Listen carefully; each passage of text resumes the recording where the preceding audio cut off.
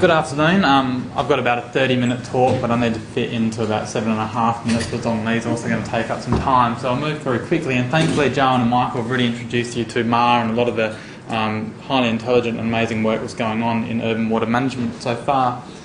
But now I just want to tell the big picture Adelaide's MAR story for the past 35 years since the first scheme was established, and the successes and the complexity that's developed in MAR and the continuing innovation that's occurring in the scene. So, given the shortage of time, I thought I'd really challenge myself, and given it's 35 years, I'm going to try and do 35 years in 35 seconds. So, I need notes for this though. So, here we go. 1990, the very first scheme goes in at Scotch College. 1990, very first scheme goes in at Scotch College. Then we go into 1995, we have New Bowden Estate, Andrews Farm, Roy Amer Reserve starts up. And then in 2000 we have another one at Bowden, then we have Greenfields with the paddocks, South Park, Mansell-Dinga Beach, Corona Park, Bolivar and Erbrae. By 2005 we have Greenfields, Northgate, St Clair Oval, Ferryden Park, Tea Tree Gully, Vines Golf Course, Parrowfield, Torrens Valley, Morphettville, Parnes Lake, Paraka, Victoria Park Racecourse. By 2010, Edinburgh, Parrowfield, Salandra, Flagstaff, West Beach, Kingfisher, Aldinga, Royal Lake, Grange Golf Club, Dryde, Industries, Mahogany, Orphanage, Harpers, Tilly, Window, Olive Grove, Banksy Park, Alcock Way, Malpara 2015, oh my god, it's hard. Glenelg, Langlands Reserve, Edinburgh Parks, Bennett Road, Lindy, Montague, Seven Heath, Lockhill, Daniel Avenue, Dalkeith, Adelaide Botanic Gardens, Barker Inlet, Oaklands, Adelaide Airport, Hart Road, Byards Road, Ridge Park, Crook Reserve, St Clair, Haywood Park, and the final one that's really getting underway this year is Nexie. That's 35 years of masking and investment and hard work by so many scientists, consultants, academics, people inside government, and all these sites have become schemes or within investigations, but many of them become schemes. And am I ahead of time, Steve? Yeah. All right. Well, that's not a scheme yet. It's not yet. There's a couple of schemes on there. But it's got to be something in 2016-17. Yeah. So since I've got some spare time, I'll give you some detail.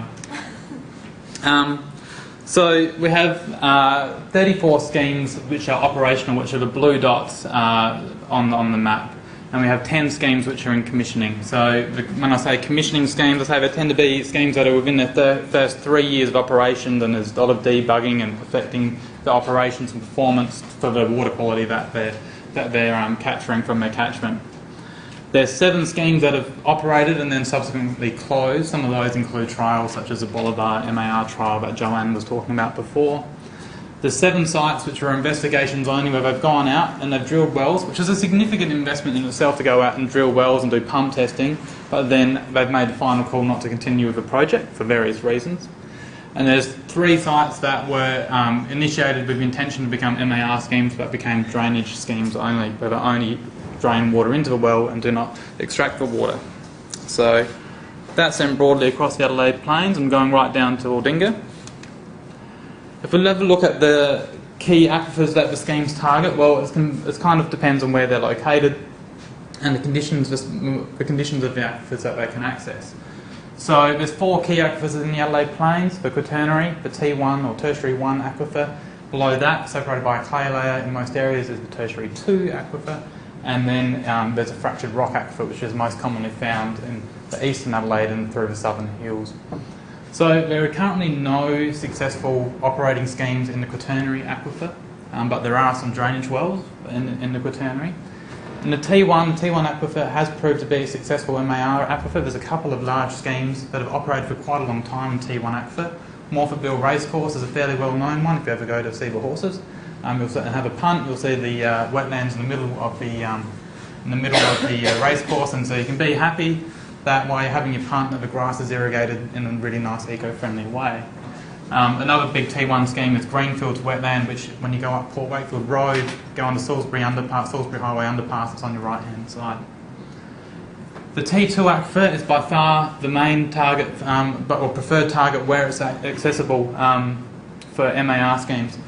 Mainly being because you can get high yielding wells that usually aren't too particularly susceptible to clogging. That's not too deep in most areas. Particularly in the northern suburbs, a major advantage is that there's been a lot of greenfield development, making it much cheaper to put in the infrastructure and put in pipework to distribute the water that is harvested. And also water quality wise, in many areas the water is non-potable or slightly brackish, so that can also be an advantage for MAR schemes when they're putting in non-potable stormwater into an aquifer. Fractured rock schemes tend to be the default where that's the highest yielding aquifer available, and that's typically the case in eastern and northeast of Adelaide, and also through the southern hills. So the fractured rock can sometimes be limited in the well yield. That's a typical problem with fractured rock. And if I skip to the next slide, you can see how that affects the size of MAR schemes.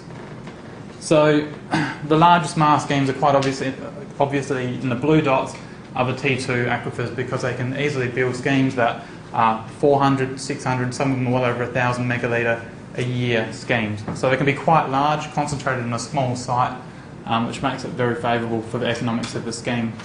The T1 has proven itself at several sites now to be also a very viable aquifer, but the fractured rock schemes are nearly entirely less than 50 megalitres, or was a couple which are between 100 and 200 megalitres a year harvest capacity. And there's one exception which is trying to break the mould, and that's down at the city of Aquifer at Byards Road, where they're looking to target about 800 odd megalitres a year in harvest capacity, which will be a great achievement if they can achieve that. I wanted to put this graph up. I don't have the pipe network data available to me yet, and this comes from an old slide from a Albridge and Gilbert presentation back in 2010.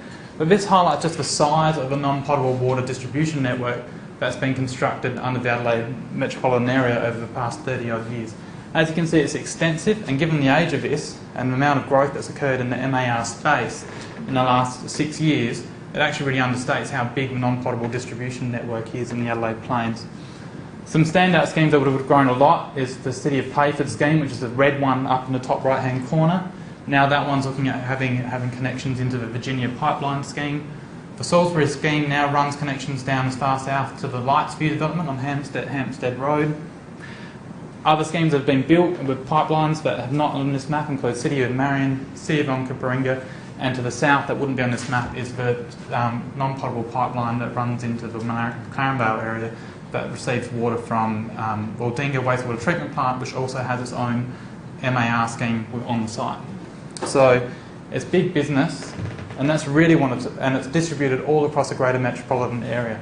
And that really is the key story that I want to get across to you today, is that MAR is bigger than, say, just the city of Salisbury, as many people have grown up to know it. It's now a whole entire industry. So how big and how successful has it been? Well, back in 2010 we set some targets in the Water for Good plan and the 2025 goal for stormwater harvest capacity was picked up in the state strategic plan, and the state strategic plan target is 35 gigalitres by 2025. Just in the Adelaide metropolitan area, the total harvest capacity is sitting somewhere around 16.5 gigalitres amongst the operating schemes.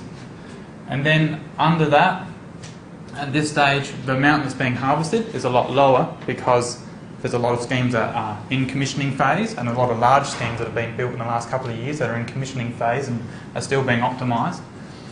Often once a scheme is built, operational restrictions appear that were not going to be realised in the early design phase, so some probably won't ever build up to their original intended size.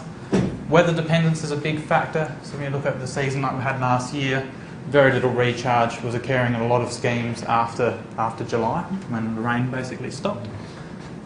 There's some scheme and network optimisation work to be done, and I know that Natural Resources AMLR is undertaking a project that will last a year or so, where they look at all these schemes and look at ways to optimise these schemes. And you can see how some of the work, like what Michael was presenting before, can also inform how schemes can be optimised in new greenfield developments.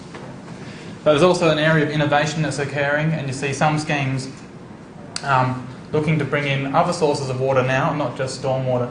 So for example, some schemes are looking to connect to the Virginia pipeline, so when between rainfall events, when stormwater isn't available to recharge, they can take water from the treated water from the Virginia pipeline scheme and inject it and make better use and economics of a scheme that they've already built. And then they also have a greater volume of water to on-sell when it's required, usually in irrigation season in summer. So now I've taken up most of Donna Lee's time. I'll hand over. I'll give you 3. You give me 3. Hello everybody, how are we? I'm Donna. What do? Push the button in the middle? No? Oh yes, I do. I've been working in the regulation of Mars space since 2003. Oh, they can hear me, I think. We're all good. I'm pretty loud, it's all fine. So this is a really hypothetical, Peter's given you all the information that you need, all the detail that you need about what's going on with MAR, to get things up and running. I'm only going to talk about the regulatory requirements of a MAR scheme, which is very complex, but luckily there's an amazing team of people who work in these 6 regulatory agencies who are what I like to call innovative enablers. So we enable these things to happen, even though sometimes our policy doesn't, give us the ability to do so. So here we have a hypothetical MAR scheme proposal here. We have an area here where the wells are prescribed, groundwater is prescribed down here. The difference in the 2 areas is that this is salinity in a tertiary aquifer over about 1,200 milligrams per litre, and this is below that. So because they're looking at potentially using wastewater from a treatment plant nearby, the local Environment Protection Authority would prefer the aquifer to have a salinity above 1,200 milligrams per litre. That's the new water quality policy. So they've made a determination that there's a non-prescribed white area here, and there's a prescribed water resources area here, and this area here the resource is stressed, and in this area here the salinity of the groundwater is not all that great. So they're trying to get some water, better quality water, up into this area and potentially into this area in the future. This area here, the groundwater and the surface water is prescribed, and the river flows from this area down through this area here. So we have source water here, which is a prescribed water course or river, and a water source which is, you don't have to have any approvals except for the technical regulator water infrastructure approvals here. So in this space here, we're taking water from the river. We need a licence or an authorisation from the Environmental Management Department to take water. To put the infrastructure in the river, you need a water affecting activity permit, a surface water affecting activity permit from the Environmental Planning and Management people.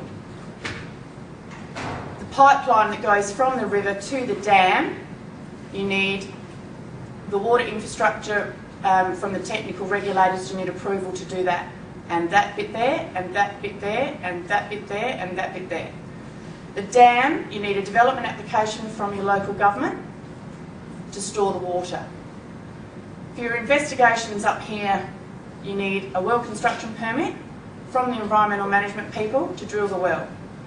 If you're going to do any investigations here, say for example using local groundwater to do some testing, you'll need a drainage or discharge permit to put that water in. If you're taking water, just the river water, and you're going to inject that in this area here, for this example, these are the local people who give the drainage or discharge permit.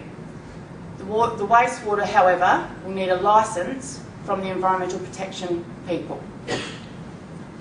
So the environmental protection people trump the environmental management people in this example.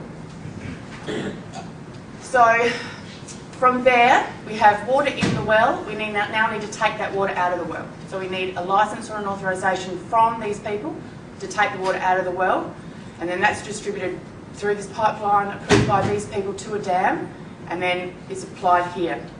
Now, to apply that water onto land, we need a letter of comfort from the health people. So they provide a letter of comfort to the proponents to apply the wastewater, the reclaimed, the recycled water onto land. If we wanted to take that water then from here into here, because this is a prescribed area, we would need an imported water permit from these people. So in a nutshell, that's the complexity of MAR regulation, the space that I have been working in for a very long time. Because of the wonderful people that work in this space though, we do keep it simple. I'm hoping that it was simple for you guys, but I'm happy to answer any questions. Thank you, Donna.